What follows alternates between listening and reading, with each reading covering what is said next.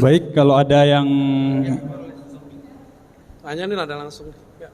ada kertas ataupun pertanyaan, kami berikan 3 orang penanya terlebih dahulu. Baik, 1, 2, 3. Ya, sini Pak. Assalamualaikum Tuan Guru. Waalaikumsalam warahmatullahi Ya, perkenalkan nama saya Beni Lubis, Pekanbaru. Pekanbaru. Lubis Pekanbaru. Asalnya Mandailing, Iya. tapi sudah lama di Pekanbaru. Baik. Ya.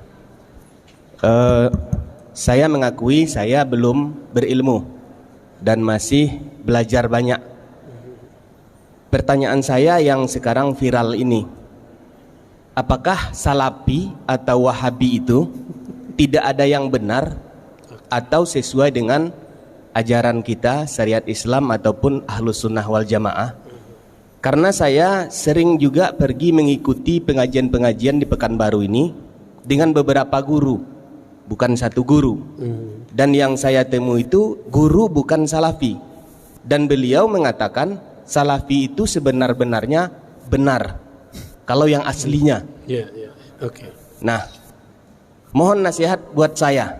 Baik. Supaya saya tidak bimbang dalam kehidupan ini. Terima kasih. Assalamualaikum warahmatullahi wabarakatuh. Assalamualaikum warahmatullahi. Saya panggil Pak Lubis saja ya. Lubis Al-Mandailingi. Ya. Luar biasa itu Lubis. Baik, bismillahirrahmanirrahim. Alhamdulillah wassalatu wassalamu ala sayyidina Rasulullah ma ba'du. Apakah Salafi itu tidak ada benar-benarnya? Itu pertanyaannya ya. Ya ada benernya lah Pak, masa nggak ada benernya? Ya, cuma mereka memonopoli kebenaran, itu aja masalahnya. Adakah kebenaran di Salafi? Ada, tapi mereka menganggap mereka paling benar. Coba dengar taklim-taklimnya. Bukan, gak usah dengarkan saya, dengarkan mereka aja. Nanti kalau saya ngomong disebut memfitnah lagi ya. Ya, antum sudah tahu semua. Nggak usah bab akidah, bab jenggot sama sarung aja udah repot kita ngomong sama mereka ya. Nggak bisa dibilangin. Udah kita bacakan hadis Sahih Bukhari, hadis pertama Kitabul Libas, bahwa Nabi SAW sholat kusuf, yajurru thawbah, sarungnya di bawah mata kaki, pakaiannya di bawah mata kaki. Hadis keduanya, hadis Abdullah bin Umar, dihadiri oleh Abu Bakar, bahwa Abu Bakar ketika mendengar Nabi mengatakan Allah tidak memandang kepada orang yang jarra, ya, yang memanjangkan sarungnya khuyala karena merasa takjub dan sombong. Apa jawaban tanggapan dari Abu Bakar? Wahai Rasulullah, saya ini kalau sarung tidak ditarik, dia pasti turun. Apa jawaban Nabi? Nabi nggak ngomong ente kurus, nggak ada hadisnya begitu. Meskipun Abu Bakar kurus. Apa jawaban Nabi? Lasta mimman sana'a dzalika khuyala. Kamu tidak melakukan itu karena sombong. Nabi enggak ngomong kamu kurus saya Abu Bakar. Tapi mereka sekarang ngeles, udah jelas hadisnya enggak ngomong begitu. Nah, tapi ingat, saya tidak pernah membenci Salafi. Ya. Saya enggak pernah benci Salafi, Pak. Bahkan imamnya Salafi itu Ibnu Taimiyah itu saya cinta sekali itu. Cuma saya kritik. Kita kalau cinta apapun karya dia kita baca kan, maka kita bisa membedakan Ibnu Taimiyah yang sangat cenderung kepada tajsim, lalu Ibnu Taimiyah yang cenderung kepada tasawuf. Itu ada perbedaannya. Jadi kalau mereka buat Imam Asy'ari 3 periode, Ibnu Taimiyah ada 2 periode Pak, bukan 3 periode presiden. Periode terakhirnya jadi sufi dia. Itu teksnya jelas, imamnya jelas, kalamnya jelas, bukunya jelas. Nggak perlu pakai persepsi-persepsi, teori-teori. Yang ngomong langsung Ibnu Qayyim, ya, bukan Ar-Razi yang ngomong. Terus masalahnya apa dengan Salafi? Ya masalahnya mereka bikin masalah, Pak. Apa masalah yang mereka bikin? Kita biasa-biasa aja pakai kunut, dia masalahin, gitu. Bagi kita orang nggak kunut masalah nggak? Nggak masalah, ya. Ini Pak Lubis motong jenggot, bagi kita nggak masalah, bagi dia masalah Pak. Ya. Jadi dia mempermasalahkan yang kita nggak masalahkan. Kita kalau ada orang meninggal, kita bacakan doa sembari bacakan ayat, yasinan, tahlilan. Bagi kita masalah nggak? Bagi dia masalah. Yang cari-cari masalah. Ini mau Rabiul Awal, kita cinta Nabi. Nanti dia cari-cari masalah. Apa masalahnya? Maulid Nabi itu pertama kali dibuat oleh Syiah. Loh, mana ada riwayatnya begitu? Ya. Maulid Nabi itu Nabi sendiri yang maulidan. Beliau puasa setiap hari Senin, ya enggak? Lalu dia enggak pakai sejarah kita, dia pakai sejarah dia buat-buat sendiri. Tadi lucu tuh ngobrol sama Kiai Idrus. Salafi itu kan mengkafirkan Syiah, Pak. Benar enggak? Giliran masalah maulid mereka percaya sama orang Syiah. Bahwa Syiah lah yang pertama buat maulid. Loh, suka-suka dia ya. Itu kita lucu juga dengar Kiai Idrus tadi itu. Mumpung belum tahun politik, Pak, jadi kita ketemu dulu dengan kiai-kiai itu ya.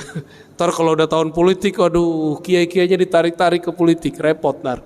Mumpung masih adem setahun 2 tahun inilah, ya. Gitu Pak Lubis ya. Jadi kita nggak pernah benci mereka, bahkan kita sayang kepada mereka. Saya punya teman-teman salafi yang baik. Ada Pak, walaupun dia tahu perdebatan saya dengan tokoh-tokoh salafi itu dia tahu. Kalau ketemu kita sapa-sapaan, kita salam-salaman, satu soft, biasa. Berarti ada toh yang benar? Ya, kalau banyak nggak Pak? Ya, Bapak masih ingat di Kampar? Ya, itu aslinya begitu Pak. Aslinya begitu. Terus kita masih mau diam. Apa kata dia? NU Muhammadiyah Jamaah Tabligh. Andi 3 kali lo ngulang itu Pak di sebelum Pekanbaru nih. Ya. Jamaah apa? Tabalik. Iya. Itu aslinya dia ngomong begitu. Dia minta maaf enggak? Enggak. Untuk apa dia minta maaf? Bagi dia memang NU Muhammadiyah sesat. Karena NU Muhammadiyah berakidah Ahlussunnah Asy'ariyah. Bedanya dalam fikih Muhammadiyah mutaakhirin belakangan tidak terikat satu mazhab, tapi tidak membatalkan mazhab. Prototipenya kan ada tuh Ustadz Adi Hidayat kan. Beliau kan gak anti mazhab, ya kan? Gak anti kan? Dan tidak membatalkan mazhab. Jangan-jangan beliau Syafi'i juga kan, tapi Syafi'i jalur yang mana gitu. Gitu Pak Lubis ya. Aman? Terjawab? Ya, kita biasakan husnuzon kepada siapapun. Tapi kalau diajak kritik, ayo kita balas-balas. Dia hantam kita, dia batalkan kajian kita, masa kita diam Pak? Hak jawab kita ini disebut memfitnah sama dia. Ya suka-suka kamu lah ya. Kata orang Jawa apa? Sekarepmu. Ya lanjut. Silakan panitia di kondisiin.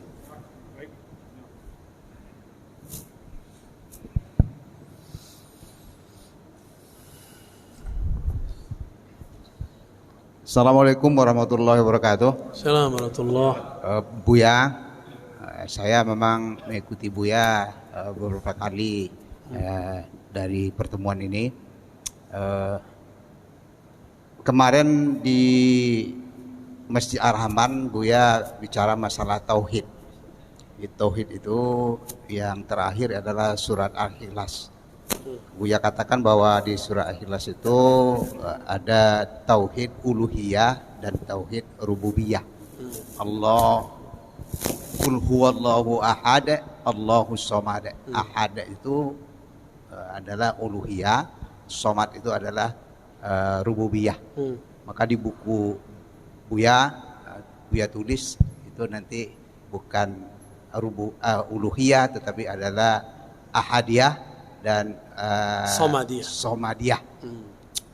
Tapi orang sebelah itu menambah, dia tambah dengan asma wa sifat.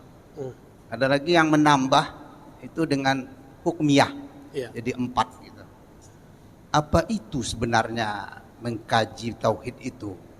Baik. Ada uluhiyah, ada rububiyah dan asma wa sifat. Baik. Itu dan di mana ini letaknya Buya? Terima kasih. Assalamualaikum warahmatullahi wabarakatuh. Bagus Pak, Bapak mengikuti ya. Udah kayak mahasiswa nanya dosen. Pertama tolong digarisbawahi, istilah uluhiyah kita berbeda definisi dengan uluhiyah salafi. Istilah rububiyah kita berbeda definisi dengan rububiyah salafi. Uluhiyah kita adalah Allah mengahadkan dirinya sendiri, dengan kalamnya sendiri. Itulah kul huwallahu ahad. Hanya Allah lah yang bisa mengesahkan dirinya sendiri sesempurnanya. Itulah tauhid uluhiyah.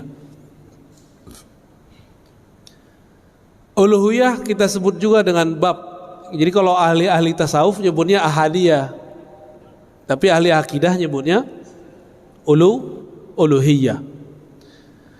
Adapun yang kedua, tauhid samadiyah, yang boleh diartikan tauhid rububiyah, tauhid penciptaan, pengaturan alam semesta. Jadi Allah itu ngatur kita lewat nama As-Samad itu. Dengan As-Samad itulah Allah menghidupkan satu rambut di tubuh, satu sel di badan kita. Maka Allahus Samad disebut tauhid penciptaan, tauhid pengaturan alam semesta, bahwa dialah satu-satunya yang numbuhin rambut bapak sendiri atau Allah? Yang numbuhin badan mak kita atau Allah? Allah ya. Nah itu maksudnya. Itu biar gampang Pak. Dari tauhid ini, dari kata ahad kita turunkan nama Allah wujud.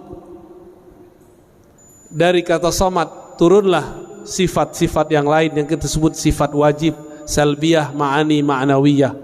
Digabung jadilah sifat 20. Karena Bapak ini gak bisa ngapalin sifat 20 sebagian, kalau Bapak mungkin bisa ngapalin. Yang lain kan susah Pak, udah kita ringkas jadi 2. Pembagian 20 itu kan untuk zamannya, untuk zaman kita bisa lebih mudah. 2 aja cukup. Ahadiyah, samadiyah, atau uluhiyah, rububiyah. Lalu bagaimana dengan tambahan orang yang menambahkan asma wa sifat? Nah, tunggu dulu, kita ganti topik. Uluhiyah rububiyah yang kita maksud barusan ini akidah ahlus sunnah. Sedangkan yang bukan ahlus sunnah tapi mereka mengklaim itulah tauhidnya Nabi. Bahkan di buku-buku mereka itu inilah tauhidnya para nabi bahkan sebelum Nabi Muhammad. Lebay gak? Emang para nabi dulu tauhidnya uluhiyah rububiyah asma sifat? Ada gak mereka bagi tauhid? Gak ada kan? Pembagian ini artinya berbeda. Uluhiyah versi Ibnu Taimiyah artinya tiada yang berhak disembah kecuali Allah, disebut tauhid ubudiyah. Adapun tauhid rububiyah sama, tauhid penciptaan alam semesta. Mereka tambahkanlah satu, al-asma was sifat. Ibnu Taimiyah tidak mengerti akidah Asy'ari. Kata dia Asy'ari hanya meyakini 7 nama atau 7 sifat Allah. Coba tanya ke orang-orang yang berakidah Asy'ariyah, betulkah begitu? Tidak. Sampai sekarang saya yakin Ustadz yang di Pekanbaru juga mengulang kesalahan yang sama, menduduh kita aswaja ahlus sunnah hanya meyakini 7 sifat. Terus kita komentari gimana? Sotoy loh gitu ya. Tahu nggak sotoy? Sok tahu. Mana ada akidah ahlus sunnah cuma menetapkan 7 sifat. 20 sifat itu pun itu hanya rumusan-rumusan supaya gampang, disebut dengan ummahatus sifat. Sifat Allah itu banyak, diringkas biar mudah. Di akhir zaman ini ribet ngajarin 20, saya ajarin aja 2 tuh, ahadiyah sama gampang tuh. Mana dalilnya? Itu kan qul huwallahu ahad dalilnya ya. Yang dimaksud tauhid asma dan sifat menurut kelompok itu bukan asma wa sifat yang kita maksud. Bagi dia kalau disebutkan Allah punya yadnya besar tapi bukan seperti tangan ini. Kalau disebut nuzul, Allah itu turun, tapi bukan seperti turunnya kita dari tangga, tapi beneran dari atas ke bawah. Allah itu turun, tapi hanya Dia yang tahu caranya. Nah, kalam ini yang paling berbahaya. Mereka masih menetapkan Allah bercara. Disitulah kekeliruan asma dan sifat ajaran yang diwariskan Ibnu Taimiyah. Ya ghafarallahu lahu, semoga Allah mengampuninya. Dengan akhir hayatnya ditaubat. Ya. Kita bilang begitu Pak, disebut memfitnah lagi ya. Padahal beneran tuh Ibnu Taimiyah kata Zahabi dia tobat di akhir hayatnya. Bagaimana dengan kelompok yang mengganti? Nah, jadi Salafi ini ada yang murni, ngaji-ngaji aja Pak, debat-debat, nyala-nyalain, bidah-bidahin. Ada salafi yang kesusupan, namanya salafi haroki, salafi pergerakan. Salafi pergerakan terbagi dua, ada yang jihadis. Apa arti jihadis? Ngajak perang. ISIS, dulu Al-Qaeda. Kalau di Indonesia Jamaah Islamiyah kali ya. Itu haroki jihadi. Ada yang kedua, haroki siyasi. Harokah tapi pergerakan politik. Maka mereka ada yang jadi partai A masuk ke partai B gitu. Apa akidah mereka? Uluhiyah, rububiyah. Yang ketiga itu tauhid mulkiyah atau hukmiyah, bahwa pemerintahan di alam semesta di dunia ini harus satu, daulah Islamiyah. Ya bagus sih, cita-cita daulah Islamiyah bagus nggak? Tapi kalau versi mereka saya nggak mau. Ya, daulah Islamiyah yang kita tunggu itu daulah Islamiyah yang nanti akan dibangkitkan oleh Al-Imam Al-Mahdi. Itu aja Pak, nanti udah nggak ada lagi. Maka apapun pergerakan orang hari ini buat negara Islam, buat khilafah Islamiyah, itu akan terhalang terus. Negara apa yang akan mengatakan kami akan menerapkan syariat Islam, gak akan berhasil. Ada aja halangannya. Karena Allah tidak ridha kecuali untuk imam akhir zaman. Ini kan udah mulai banyak berita-berita nih. Nanti antum akan menilai ustadz cuma karena masalah politik. Tadi ada yang nanya di masjid apa tadi? Yang pagi-pagi. Tapi pas lagi makan, ustadz ini kayaknya pro Jokowi nih. Kata dia, loh saya kan nyoblosnya Prabowo. Masalahnya Prabowo sekarang jadi menterinya Jokowi. Ini canda-canda kita Pak. Kita tanya balik. Pertanyaannya disampaikan oleh bapak itu tuh, mana tadi? Yang gak datang dia. Apakah akidah Ahlussunnah batal karena pilihan politik? Saya nanya cuma gitu. Batal gak Pak? Hah? Iya. Gimana nih? Bingung mau iyanya. Batal apa enggak? Apa hubungannya Bapak ini projo sama probo dengan Ahlussunnah? Apa hubungannya? Adakah dalam kitab-kitab Ahlussunnah, adakah dalam Al-Quran dan Sunnah, kalau kamu projo, kamu enggak sah aswajanya? Kalau kamu probo, kamu aswaja beneran? Ada enggak? Ini urat takut saya enggak ada Pak, sorry ya. Ini kan beberapa kan takut ditinggal jamaahnya cuma karena masalah projo dan probo. Orang dekat saya itu dia nyoblosnya Jokowi Pak. Tahu maksudnya orang dekat saya? Ya, jangan bilang-bilang. Tapi kami biasa-biasa aja tuh. Karena dia ngerti, saya juga ngerti bahwa beda pilihan politik tidak berpengaruh kepada status akidah Ahlus Sunnah. Namun orang baru hijrah, orang lagi semangat beragama, dicuci otaknya oleh orang-orang yang ingin mainkan agama dalam kancah politik atau politik dalam kancah agama, dibolak-balik. Itu cikal bakal khawarij yang menjadikan pilihan politik sebagai status keimanan. Siapa dulu yang mengkafirkan Sayyidina Ali? Khawarij. Cuma karena pilihan politik, beliau menerima hasil diplomasi. Sayyidina Ali dibunuh Pak. Dibunuh oleh orang yang menganggap beda pilihan politik kafir. Karena Ali berhukum dengan hukum selain Allah. Oh bisa begitu ntar. Nanti tambah parah ke sono. Tapi semoga yang hadir ini faham maksud saya. Jadi nanti kalau saya beda pilihan dengan Ustadz Uzair, mana ustadznya di sini nih? Dengan UAS, dengan Kiai Idrus, itu nggak masalah Pak, nggak ada masalah. Cuma jamaah kan yang masalahin. Kami tahu cara berbeda. Nanti 2024 Bapak saksiin aja, kami beda itu. Nggak ada masalah kok. Dia pro kemana, saya pro kemana, boleh nggak? Boleh-boleh aja kan cara pandang politik itu bukan bagian dari agama. Cara pandang politik bukan bagian dari agama. Tapi prinsip politik ada dalam agama. Bisa bedain? Ustadz gak boleh pisahin politik dari agama. Politik yang mana dulu? Politik opini atau prinsip berpolitik? Prinsip berpolitik kita khutbahkan, kita dakwahkan. Tapi opini politik janganlah dikhutbahkan. Kasihan jamaah. Ya, kasihan umat kita ini sudah stres dengan corona ya. Udah, apalagi? Jadi itu akidah semi-semi khawarij, Pak.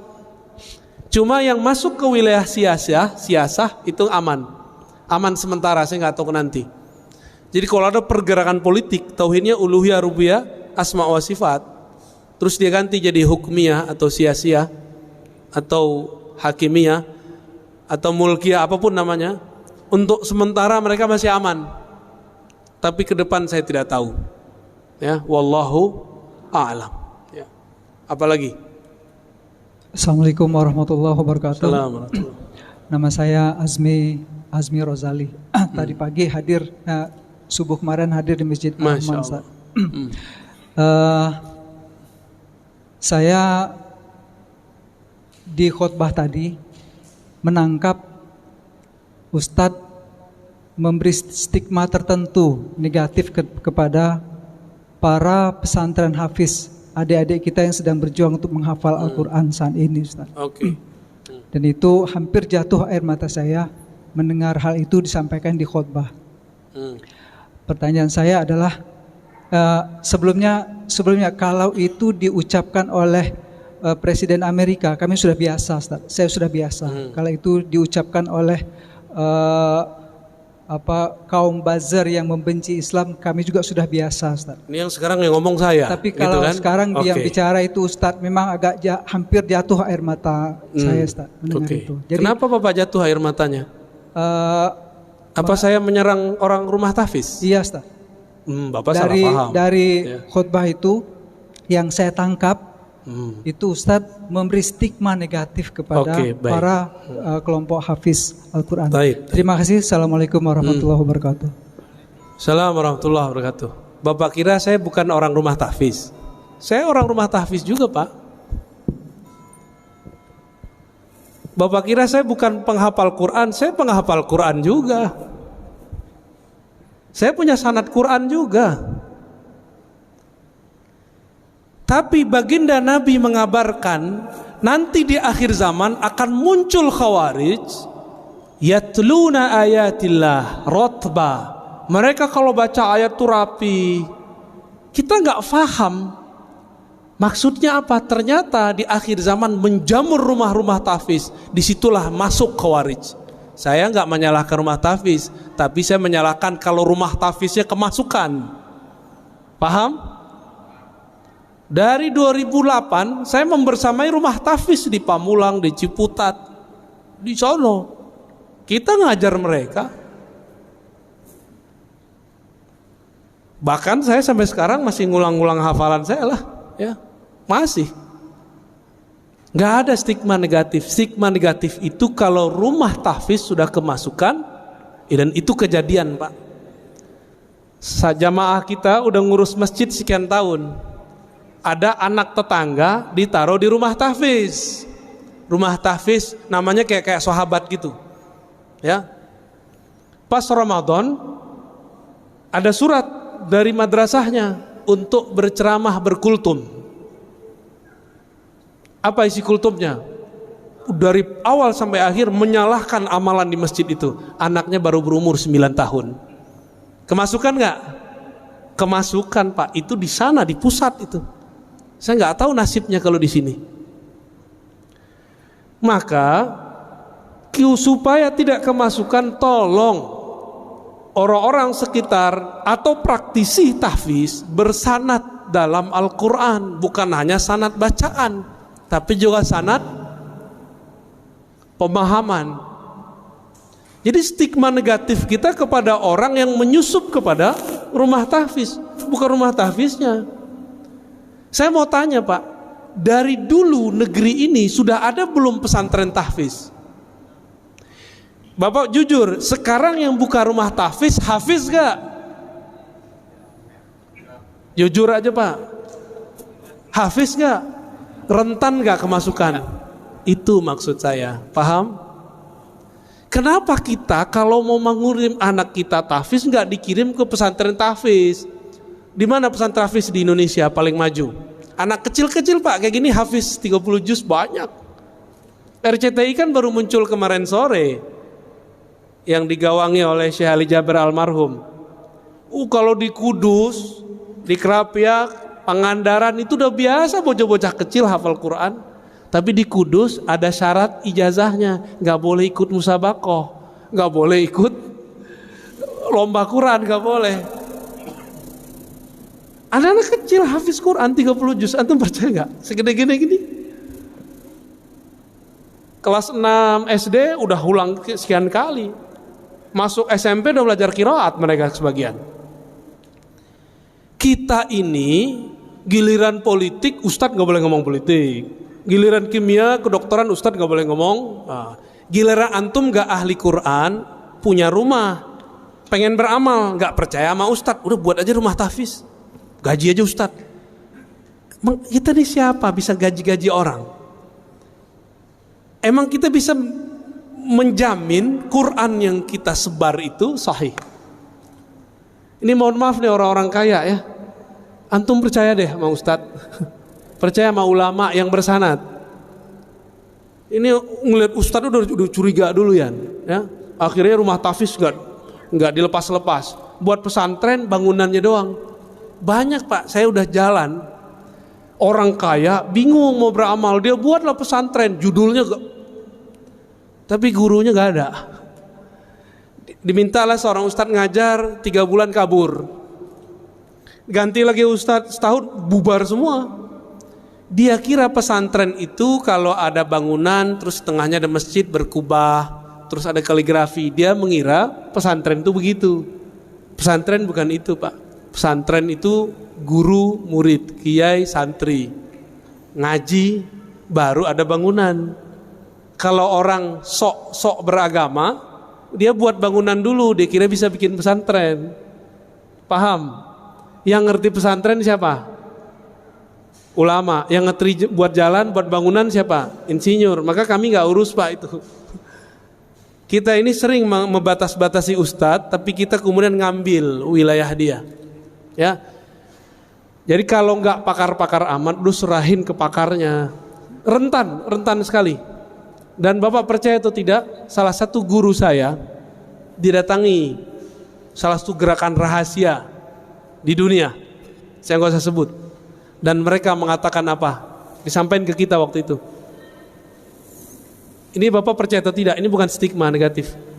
Rumah-rumah tahfiz, ma'had tahfiz yang tidak jelas sanadnya itu proyeknya kami. Itu mereka yang ngomong tahun lalu. Untuk mengadu ulama-ulama yang ada di pesantren-pesantren dengan orang yang juga berkopiah, ngafal Quran, tapi isi dalam kolbunya tidak ada Quran. Dia cuma ngapal. Ini mohon maaf Pak, kita ini kan termakan. Kalau makof itu kok ahli Quran. Ahli Quran itu ada yang pakarnya hafalan, ada yang pakarnya tafsir, ada ahli Quran pakarnya di hadis, ada ahli Quran pakarnya di fikih, ada ahli Quran pakarnya di tasawuf. Itu semua ahli Quran. Bukan yang cuma tamatan Quran Pak, hafal tahfiz, enggak. Apakah bisa mengamalkan Quran tanpa ilmu fikih? Apakah bisa mengamalkan Al-Quran tanpa ilmu akidah? Kan enggak bisa. Jadi tolong diluruskan Pak ya. Saya tidak pernah punya stigma negatif kepada penghafal Quran. Saya cuma mengkhawatirkan jika rumah-rumah tahfiz dibuat oleh orang yang bukan ahli agama, nanti kesusupan oleh kelompok khawarij. Itu aja Pak. Ya.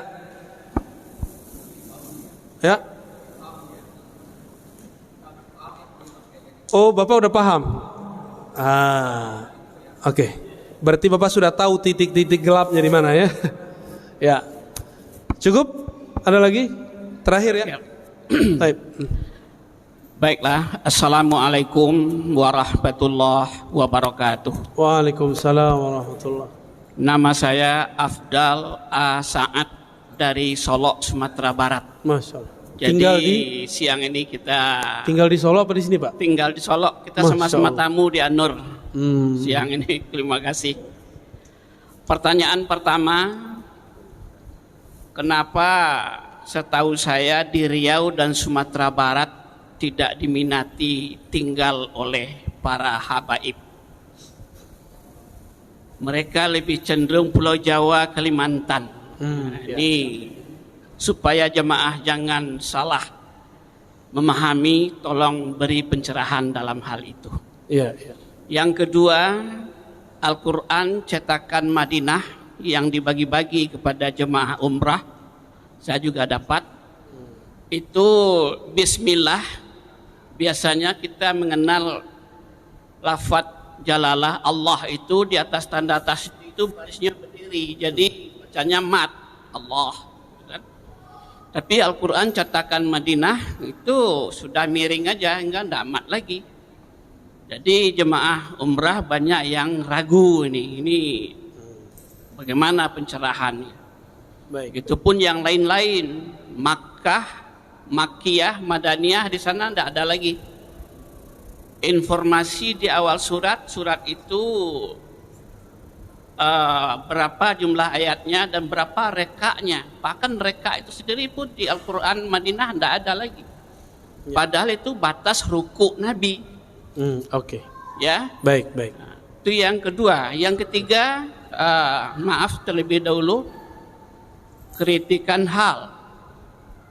Kalau keadaan kita sekarang ini, kalau tadi Ustadz nampaknya persilakan yang bertanya sebelah kiri dulu, terakhir sebelah kanan.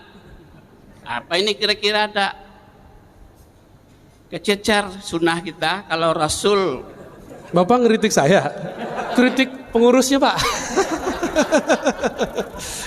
Baik, Pak, terima kasih, Pak. Ya kalau pengurusnya, Bapak serius amat soalnya. Ya, Ustadz juga harus membenarkan itu. Jadi ini jadinya saya yang dapat posisi duduk sudah saya atur dari tadi, Pak. Karena punya harapan saya yang pertama dulu. Tapi saya yang jadi penutup. Nah ini mungkin karena ya gitulah. Ya 3 pertanyaan. Tangannya kurang tinggi, Pak. Ya. Bagaimana, Pak? Iya. Sudah, terima kasih 3 pertanyaan siang ini. Assalamualaikum warahmatullahi wabarakatuh. Assalamualaikum warahmatullahi wabarakatuh. Jauh sekali, Pak, dari Solo.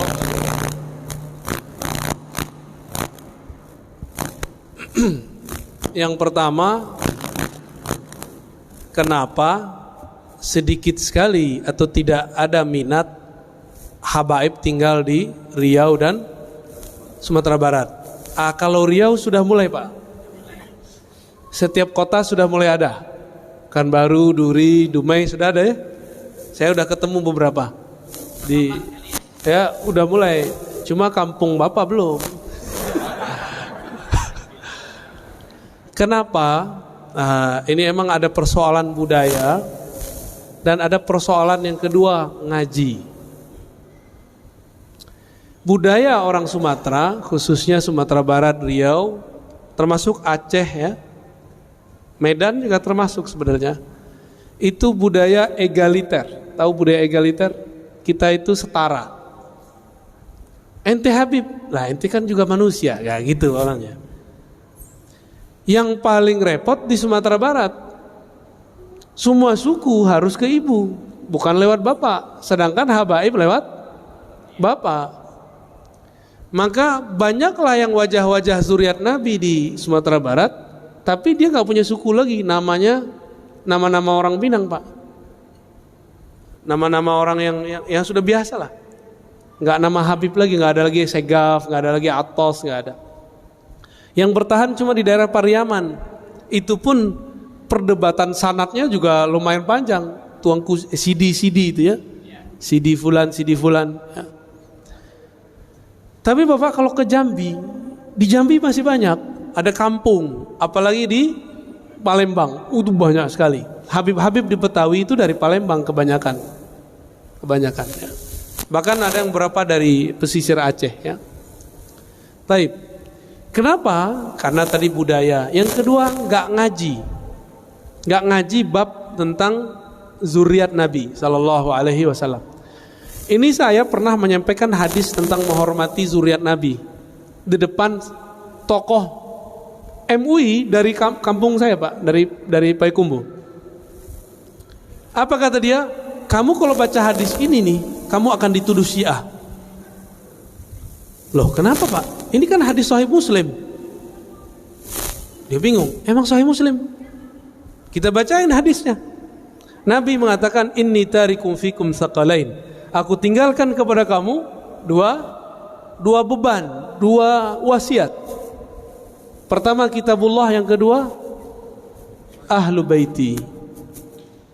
Hadis yang masyhur, taraktu fikum amrain, ya kan? Itu hadisnya nggak sampai derajat sahih.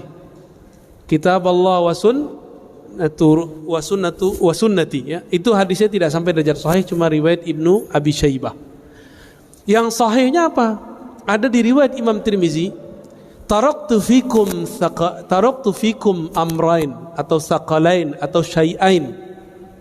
Pertama kitab Allah, yang kedua ahla baiti itrati. Giliran hadis begininya, orang-orang yang ngaku Ustadz Sunnah nggak mau baca, Pak, dia nggak mau dia baca. Aku tinggalkan bagi kalian dua wasiat. Pertama kitab Allah, yang kedua terahku, keturunanku, ahlu baitku. Maka hadis ini mulai saya sebarkan. Silakan antum tuduh saya apa aja, yang penting saya ikut Rasulullah Sallallahu Alaihi Wasallam. Maka cinta kita kepada ahlu bait beda dengan cintanya Syiah kepada ahlu bait. Kita mencintai ahlu bait tanpa membenci sahabat dan istri-istri Nabi. Sedangkan Syiah mencintai ahlu bait tapi membenci sebagian sahabat. Itu bedanya. Bagi saya ada dua keluarga Nabi, ada keluarga nasab, ada keluarga sahabat. Itu dianggap keluarga beliau. Dan beliau mengatakan, aku dengan kalian seperti orang tua kepada anak-anaknya. Terjawab, Pak? Budaya. Kankah Hasan Hussein dari anak Rasul yang perempuan juga? Iya, tapi masalahnya orang Minang gimana? Nggak? Nabi SAW mengatakan, semua nasab terputus kecuali nasabku.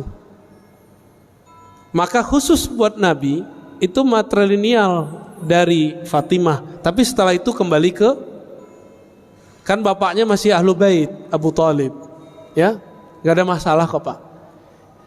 Kalaupun anggap nih matrilineal, emang nggak sah tuh nasab ke ibu, berarti bapak batal sebagai orang Solo kan? Ya, oke. Ciri-ciri tentara Dajjal di akhir zaman tidak percaya zuriat Nabi. Kenapa? Imam Mahdi itu zuriat Rasulullah SAW. Nanti dia muncul, nggak mungkin. Keturunan Nabi udah habis. Ada gak yang ngomong begitu? Dia nggak sadar ngomong begini itu udah ditandain sama Dajjal, dia langsung, wah ini panglima gua nih, ya. Hati-hati, Pak. Hati-hati, Pak. Cinta ke keluarga Nabi, benci ke sahabat Nabi, sama, Nabi juga nggak suka. Itu dimanfaatkan juga oleh Dajjal ntar, ya. Yang kedua tentang Quran Madinah. Bapak kalau nggak suka pakai Quran cetakan Kudus saja, Pak.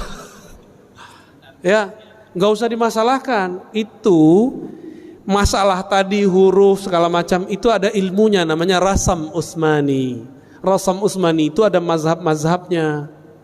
Kalau tidak paham nggak usah dikritik. Ya, udah belajar belum Rasam Utsmani? Nggak belajar? Ya udah, ini nggak usah kasih tahu. Kenapa dalam huruf kita, ya, kita coba kita lihat Bismillah, alifnya di depan nggak? Bener. Padahal aslinya ba ketemu alif, tapi alifnya ditaruh di depan. Itu ilmu rasam. Karena seorang ahli rasamnya dulu ahli tasawuf, dia mengerti ilmu hakikat bahwa alif tidak boleh didahului oleh ba. Tetap bacanya Bismillah, bukan Bismillah. Terus apalagi? Quran yang kita pakai di Indonesia itu dulu Rasam Utsmaninya kebanyakan yang sudah berkembang di India. Jadi Quran yang ini nih Pak, ini pada pakai Quran ini kan kebanyakan. Ini dulu di India. Alhamdulillah di daerah Kudus, di daerah Jawa Tengah berkembang khat. Santri-santri itu muda-muda itu mereka punya hobi menulis Quran, tulis tangan. Sampai sekarang masih ada. Makanya Bapak tolong kalau mau anaknya ahli Quran jangan nanggung-nanggung, langsung taruh ke Kudus sono. Di situ banyak Pak pesantren-pesantren nanti, silakan ke sono. Sanadnya bersambung kepada Rasulullah sallallahu alaihi. Atau teman-teman kita yang baru pulang ketemu Syekh Aiman Suwaid, ya, Syekh Aiman Suwaid ada yang tahu nggak? Yang tahu mungkin imam kita doang tadi ya. Syekh Aiman Suwaid, ulama Syam, dia tinggal di Jeddah, dia buat daurah-daurah kemana-mana. Itu teman-teman kita tamatan Mesir, tamatan Yaman, tamatan Syam, itu banyak yang berguru kepada beliau. Qurannya bersanad. Karena beliau akidahnya Ahlus Sunnah, Asy'ariyah dan bermazhab Syafi'i. Jadi Bapak nggak usah baca itu Pak. Emang orang di Madinah mau buat khat itu sembarangan? Enggak, itu ada ilmunya. Dan memang berbeda khatnya orang Hindi, rasamnya mushaf orang India yang turun ke Indonesia dengan khatnya orang Madinah. Itu beda, ya. Jadi tolong jangan dimasalahkan. Nih Qurannya udah ganti nih. Cukup Pak. Yang terakhir kok mulai dari kiri, itu urusan panitia Pak ya.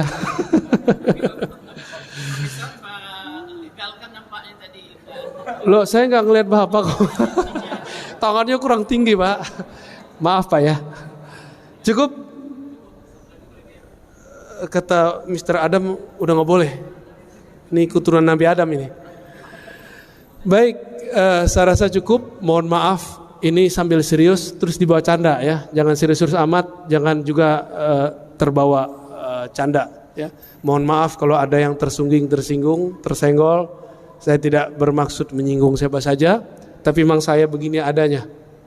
Mohon ridhonya, mohon dibuang kalau ada rasa kesal, saya pun membuang kalau ada rasa tersinggung.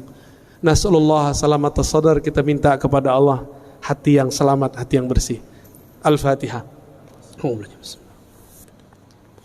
Iya kan ya. Siratal ladzina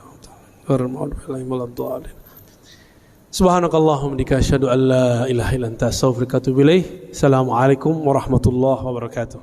Waalaikumsalam.